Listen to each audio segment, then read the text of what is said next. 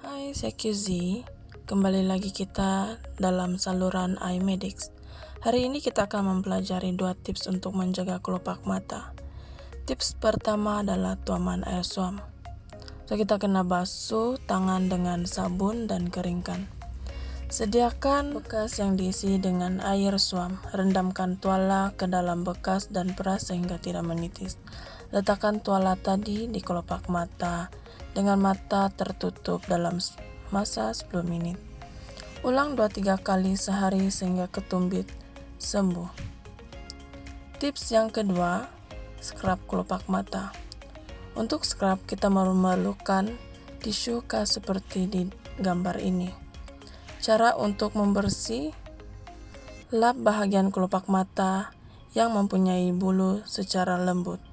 Begitu juga dengan bulu mata bahagian atas dan bawah. Elakkan daripada terkenakan kornea. Lakukan 2-3 kali sehari. Tips ini boleh mengelakkan daripada jangkitan seperti stye dan kalazion. Ini antara tips penjagaan kelopak mata yang mudah. Harap tips ini memberi faedah kepada kita semua.